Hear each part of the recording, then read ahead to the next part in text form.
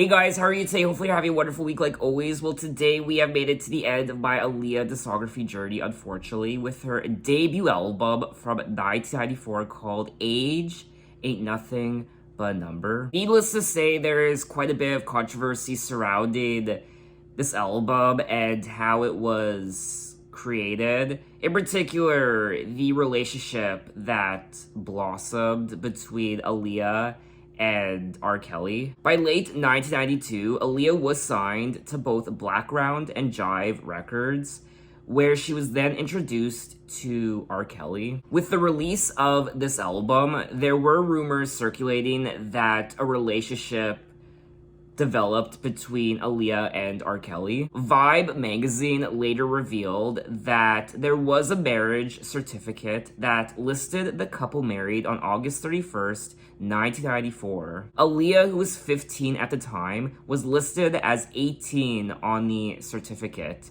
The illegal marriage was annulled in February of 1995 by her parents. Aaliyah did admit in court documents that she had lied about her age. R. Kelly would have other allegations made about him regarding underage girls in the years following Aaliyah's death in 2001, and his marriage to Aaliyah was used to evidence his involvement with these underage girls. I do remember watching the documentary Surviving R. Kelly, and it was absolutely eye-opening because I didn't know anything about the circumstances surrounding R. Kelly and his personal life. And when I watched the documentary, I was horrified and disgusted. Now, a week ago, R. Kelly was found guilty of all charges against him and faces life in prison. I think I might have to watch the documentary again now that I've listened to all of Aaliyah's albums, because at the time when I watched that documentary, Aaliyah was brought up in the documentary, but at the time, I didn't know much about Aaliyah. I didn't know anything about her. So now I feel like my eyes are opened a bit more than they were initially. But anyway, this is my first time listening to Age Ain't Nothing But a Number, and there are 14 tracks. The album is 52 minutes, and I don't recall hearing any of these songs before. But let's get into it with track 1, Intro. Listen to instructions carefully while bumping this album in your Jeep. Aaliyah's got a 90s swing. The volume, please. Yeah.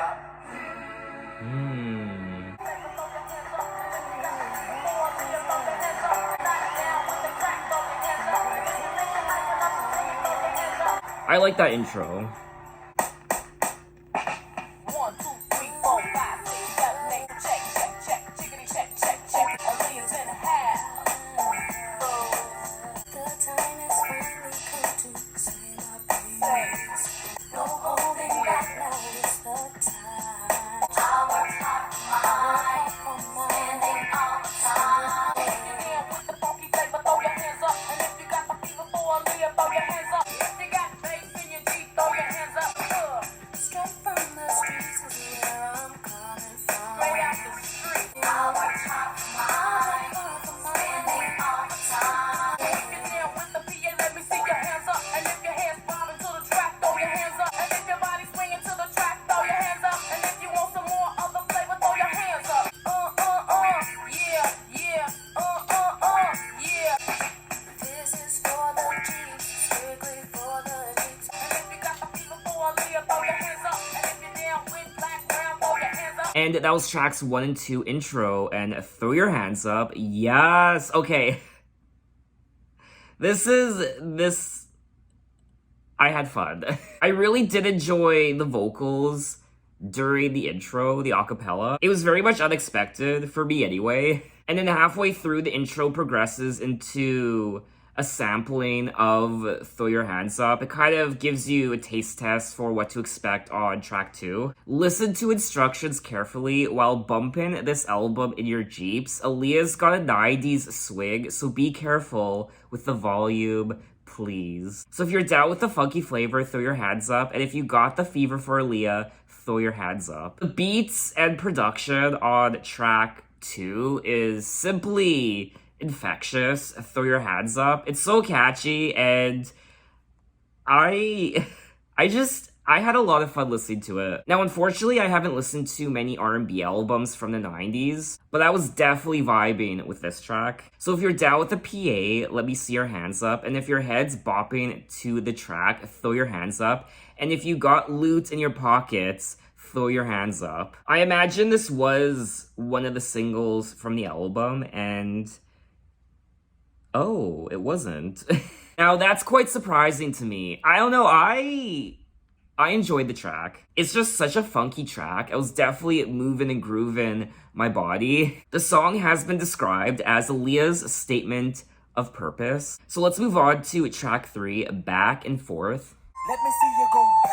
Let me see you come forth. It's Friday and I'm ready to swing. Pick up my girls and hit the party scene. Look it up and let this funky mellow groove. Get us moving, keep on moving, don't stop moving. Let's see the now's the time for you to make your move to the dance floor. I got jazz personality, cheap mentality, beach to soul train. Now let me see you go back and forth, back and forth, back and forth,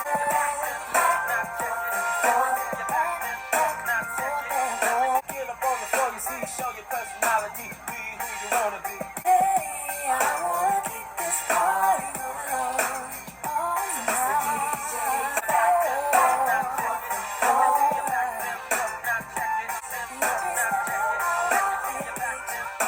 And that was track 3, Back and Forth. What a catchy song. Dear God. Back, forth, and forth. I will also say that there's something quite sophisticated about Aaliyah's vocals, and she's so young. It's hard to believe that this is her first album because she sounds like a seasoned artist. It sounds like she's been doing this for many albums already. Aaliyah was only 15 years old when this album came out, and I don't know if I'm the only one, but she does not sound 15. Like, if you told me she was 25 when this album came out, I would have believed you.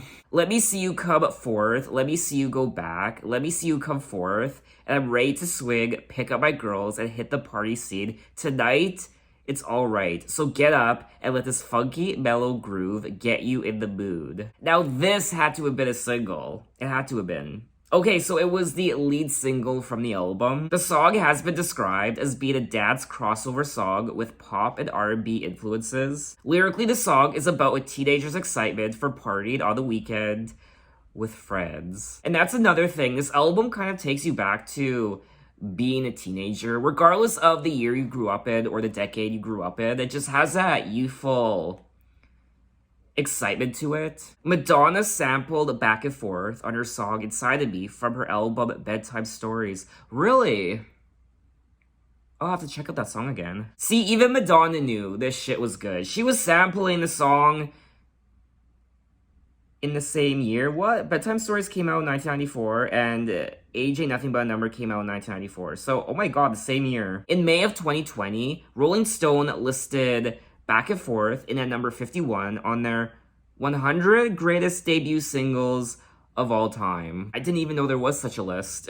So it looks like this song is a big deal, and rightfully so. I don't need to tell you, it's a bop. So we are going to move on to track 4, Age Ain't Nothing But a Number. May 5th, 1993.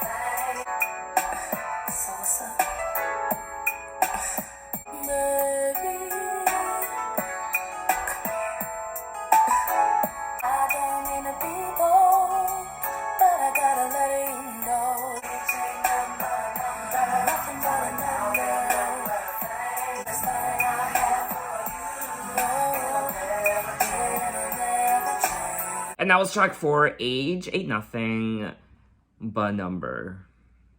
Oh my, where do I start? First and foremost, putting aside the controversy and how this song has not aged well at all. And I mean, it does leave a bad taste in my mouth, but putting all that aside, it's still a great song. The melody, just like the other songs I listened to, it's very infectious, and her vocals also are great. I like the songwriting on this album so far, so I like the song. It's just, it sucks how tainted this song is now. In ways, though, I do like what the song stands for. You could be 21 years old and in love with someone who's 31. You could be 29 years old and in love with someone who's 55. Hey, you could even be 19 years old and in love with someone who's 20 years your senior. But in Aaliyah's case, she was 15. If not 14. Aaliyah was born in January of 1979, and this album was recorded between January 1993 and February of 1994. She did turn 15 in January of 1994, which means she was 14 years old when she started recording this album. She turned 14 in January of 1993, which means she could have been as young as 13 when she met R. Kelly. Aaliyah was introduced to R. Kelly. He became her mentor, as well as the lead songwriter and producer of the album. The duo recorded the album in Chicago from January 1993 until February 1994. So, I'm speculating, but she must have met R. Kelly when she was just turning 14. So she must have been perhaps 13 going on 14. So yeah, like I said at the beginning of the video, she was signed to Blackground and Jive Records in late 1992, which means she would have been 13 years old. I mean, imagine being signed to a record label when you're 13. I don't know what happened behind the scenes when it came to her being signed and her being introduced to R. Kelly for the first time. Age ain't nothing but a number. See, boy, I know just what you need. Throwing down ain't nothing but a thing. This love we have, we'll learn today. She does sing the song as though it's an entry from her diary. May 5th, 1993, Aaliyah's diary. Got it. But anyway, let's move on to track 5, Dowd with the Click. Yeah, tonight, and got a little something for you. Get down with the click. I guess it's time for me to wreck shop. Dropping the old school with a new school.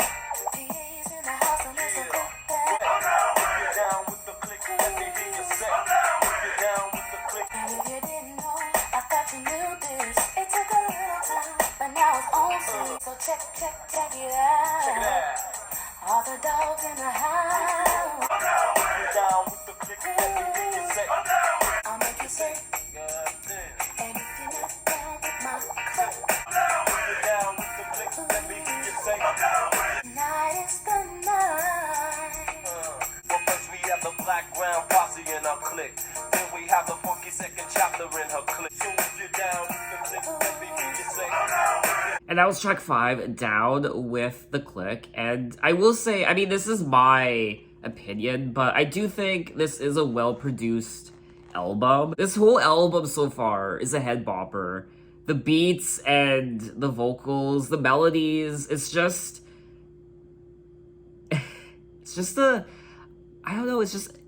it's a fun album to listen to. You know, when people say, yeah, I'm vibing to that music, I'm vibing to that song, I'm vibing to that album, this is when you say something like that. It's the 90s and got a little something for ya, so check it out. If you're down with the Click, let me hear you say. If you're down with the Click, let me hear you say. Show your peace while the beat drops. If you're in the house, just throw your hands up. And let me see my brothers and sisters spread love. I imagine this album was constantly played during 90s house parties. 90s high school house parties. A lot of throwing your hands up and vibing with the beats and hanging with your friends and your brothers and sisters, spreading love. It's just, I don't know, this is just a feel-good album. Down with the Click was selected as the fourth single from the album. The song was met with mixed reviews, with a few praising Aaliyah's delivery on the record. It's not my favorite song on the album so far.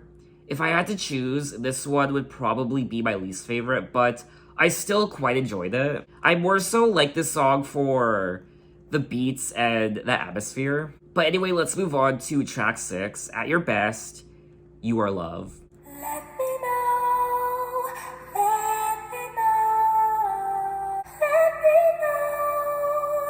me know when I feel what I feel. You may not be in the mood to learn. There are times when I find, but at your best, you are love. Should you ever feel the need to wonder why, let me know.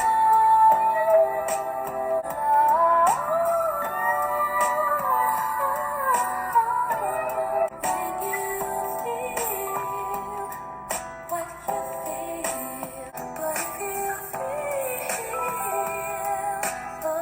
like I feel, but at your best, you are love. Let me know, let me know.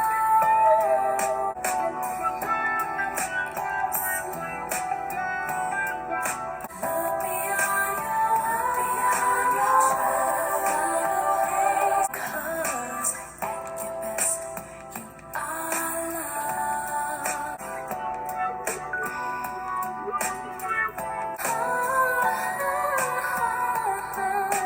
And that was track 6, At Your Best, You Are Love. And this is another great song on the album. It's very soulful. I like her vocals. Her vocals are quite sensual on this track, for me anyway. It reminds me of Jad Jackson's Janet album, which was a very sexy, sensual album. Also, the production. I really enjoyed the production on this track. It's very tender and delicate and beautiful. Sometimes it's hard to tell you so. You may not be in the mood to learn what you think you know. There are times when I find you want to keep yourself from me. When I don't have the strength, I'm just a mirror of what I see. But at your best, you are love. You're a positive, motivating force within my life. Should you ever feel the need to wonder why, let me know. So it looks like this person she's singing about is a positive, motivating role model in her life. At times, this person doesn't have the best moments, just like everyone in the world.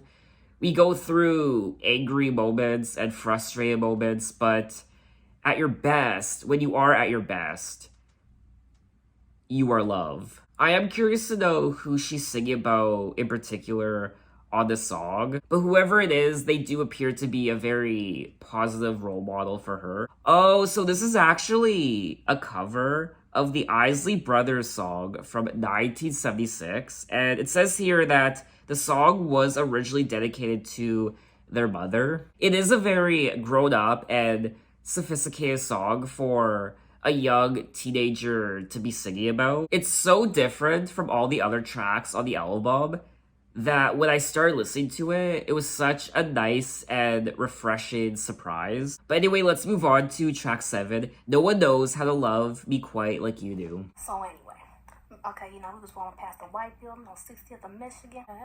Hey, yo, who that? Shoot, that's my babe. Hey, nigga. No one knows how to love me. Yeah, hey, you R. Kelly. Groove. You're the only one for me. No one knows how to love me. You're the only one for me. When it comes down to the things I like, I'll be there for you, baby. pick me up when I'm down. Place my feet on solid ground. 'Cause I like it. 'Cause I like it. No one knows how to love me quite like you do.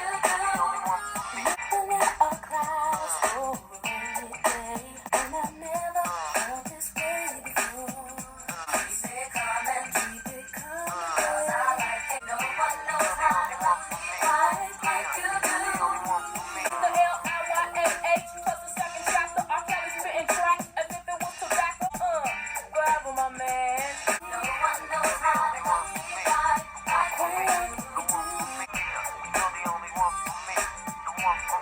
And that was track 7, No One Knows How to Love Me Quite Like You Do. And this album is fire. I won't lie. So many infectious hooks on this album, and the beats, and it's so feel good. When it comes down to the things I like, boy, you know just how to satisfy me. I'll be there for you, babe.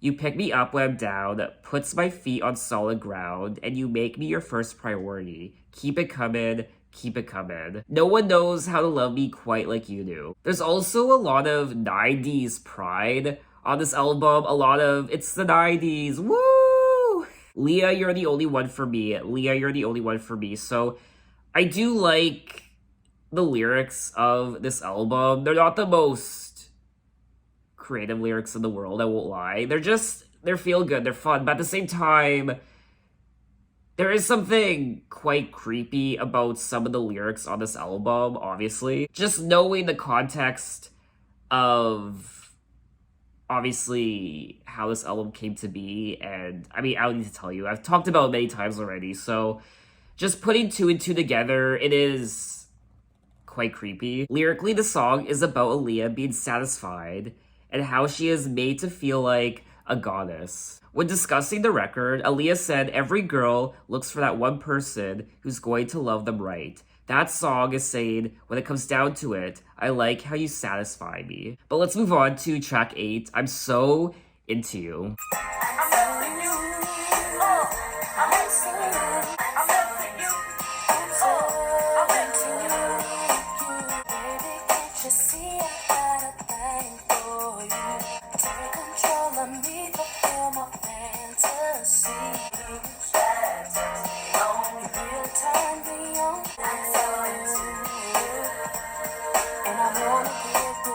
Why do I feel so weak? You knock me off my feet.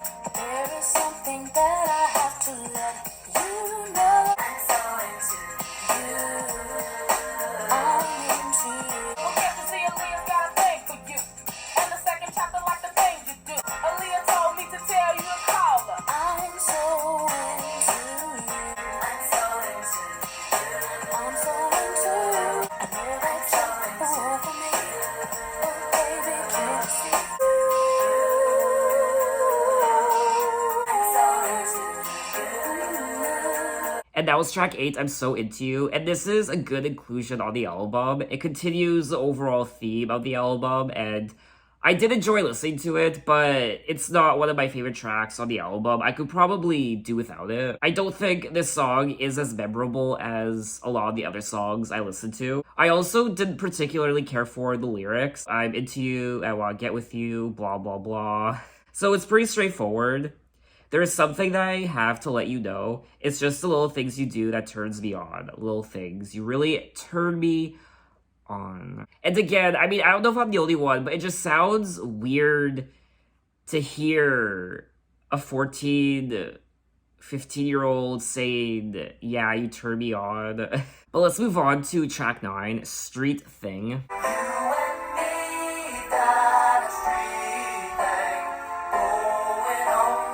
Now that we have come to know each other, 'cause this thing we got is very rare. You and me, God. I'm so happy that I found you right here forever.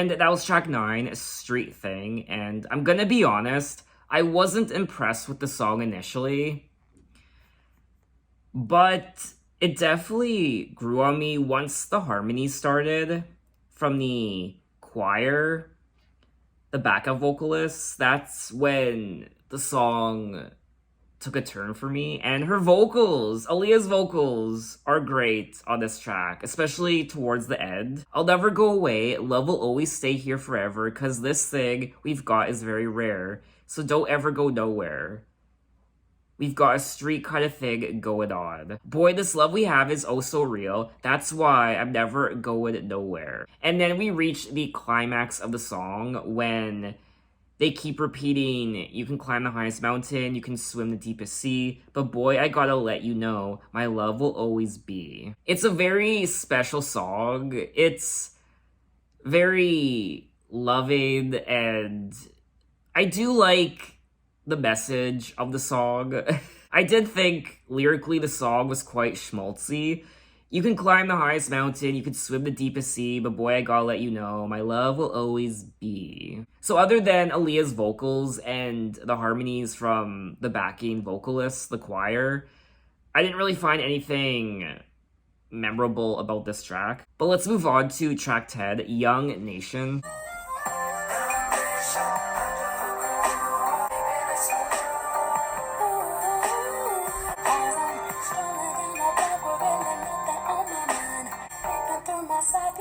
Checking out my waxing. Time to hit the 6th floor. Aaliyah's in the house, so I think you better check my flow. I'm a young nation, and your nation is me. Young nation, booty calls are creeping, fellas on the corner peeping me. That's a way, it's Saturday, and you're rolling with the BGB. Congratulations. I can't speaking track, so grab a hold and don't just say it. Start to get some blessing to the morning flex. We're alright. Tonight is the night. Or even some jazzy conversation.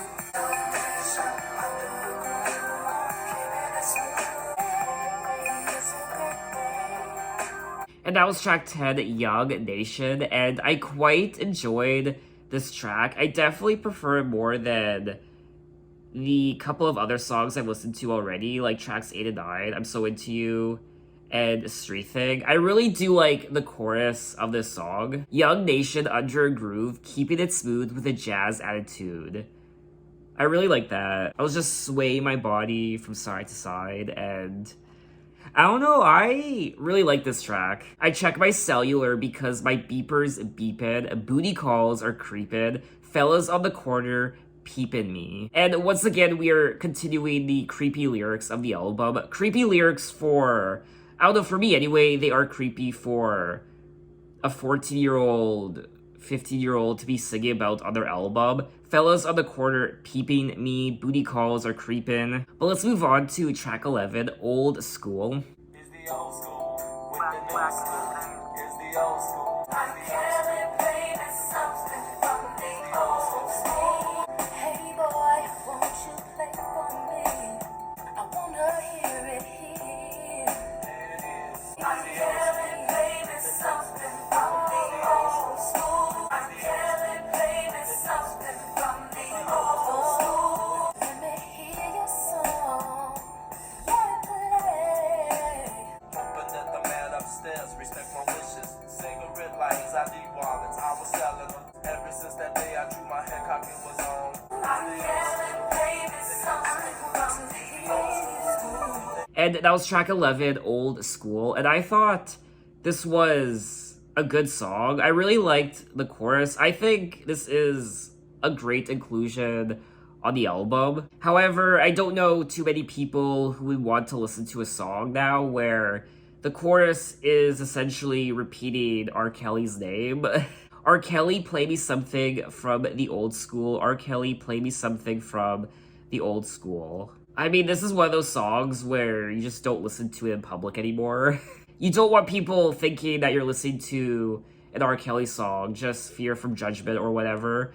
Even though this isn't an R. Kelly song, it's an Aaliyah song, but still they sing R. Kelly's name in the chorus. Which is a shame because I do think it's a good song on the album. But anyway, let's move on to track 12, I'm Down.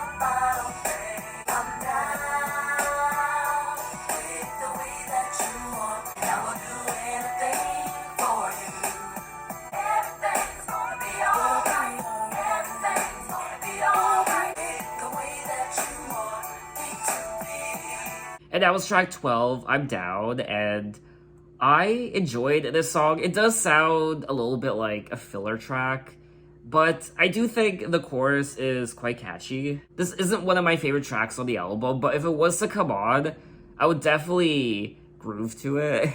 Put a message in a bottle, baby, and send it to me, and I'll come running to you. Aw, that's so cute. I've always wanted to write a letter and put it in a bottle and throw it out into a lake or a river or the ocean and just see if anybody finds it. Everything's gonna be alright. I'm down with the way that you want me to be, and I would do anything for you. I'm down with the way that you want me to be. So she would essentially do anything for this person. I would do anything for you, and I'm down with the way that you want me to be. So yeah, I really don't have anything else to say about the track. So we have come to the end of the album, track 13. I won't be listening to track 14 because it is a remix of Back and Forth. The Mr. Lee and R. Kelly's remix, I don't really want to listen to it on camera, so I'm gonna skip over it. Yeah, 1993. Mm-hmm. Why don't you let all of the fellas out there know? We go.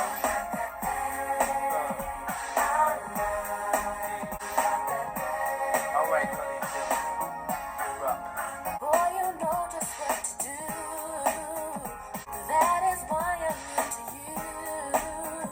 I gotta let you know just how I feel. 'Cause boy, you got that thing. I'm so glad we got together. That you feel the same about me. It takes away my worries and my doubts. Alright, Good to know we got something in common, see. So if loving you is wrong, I don't wanna be right. And that was track 13, The Thing I Like, and it looks like this was a bonus track, which was included initially on the European and Japanese vinyl editions of the album, but then it was added to the standard edition, I guess. I do think this is another solid track on the album.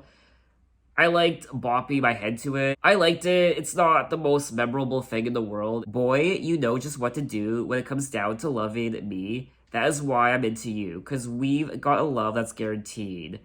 I got to let you know just how I feel, because I never felt this way before. And when you touch me, where you touch me, or when you call my name, I get a little weak, because boy, you've got that thing. So that was all 13 tracks of Age Ain't Nothing But a Number by Aaliyah, and I quite enjoyed myself. First and foremost, I do think the highlight of the album is obviously the production, the beats, and all the instruments, and an array of sounds on this album, not just R&B, but at times jazz, and it's a very soulful album as well, and quite pop at the same time. I do think the hooks are more memorable and catchier on this album than they were on her next album, One in a Million. I also enjoyed her vocals on this album. Like I said at the beginning, she doesn't even sound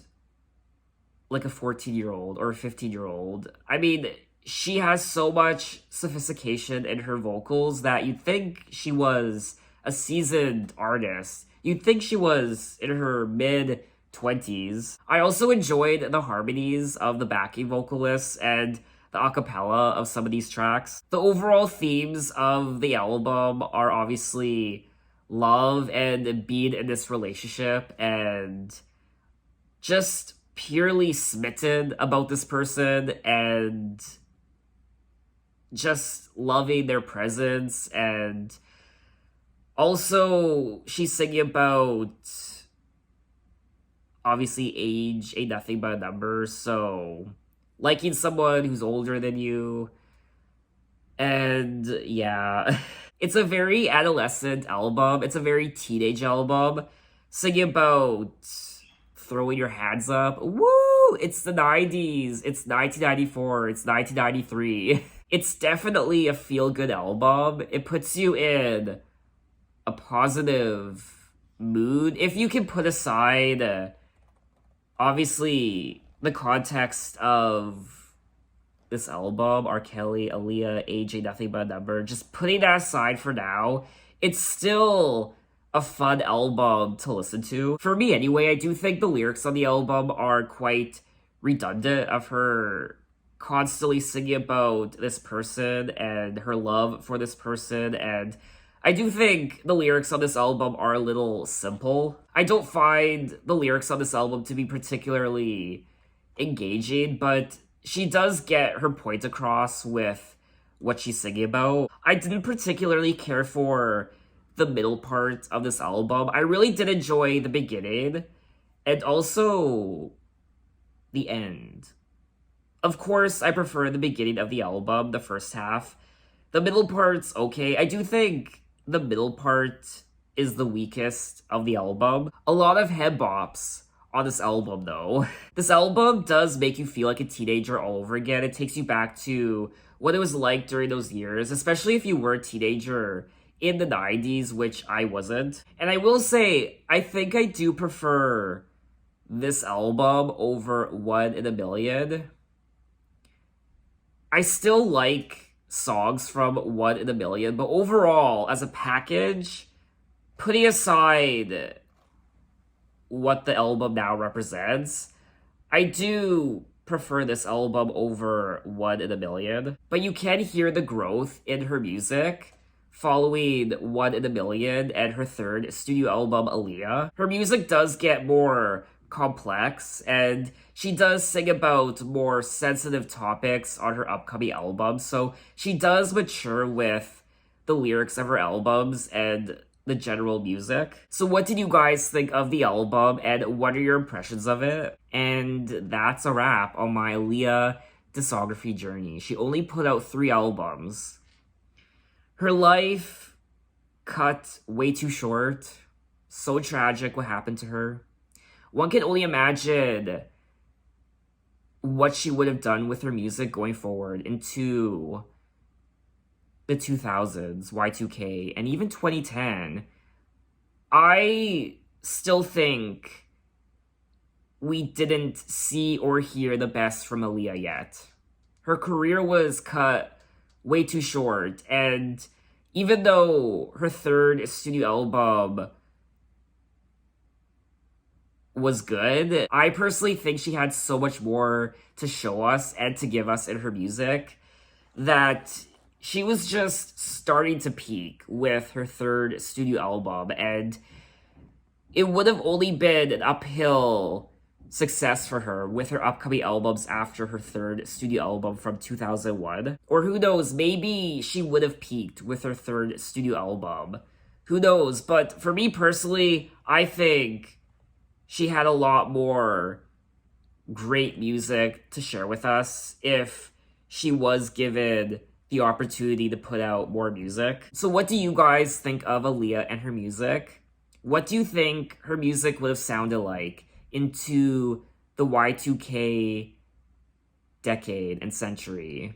And even into the 2010s, would she have gone on to be this mega explosive pop star? Or would she have fizzled out? It just doesn't feel right that she only has 3 albums. But at the end of the day, she was a true talent, and even though her career and life was cut short, she did leave her mark on the music industry. But anyway, thanks for watching, guys. You can find me on Instagram, you can find me on Twitter, you can message me, you can say, hey, how are you? And I'll see you next time. Take care.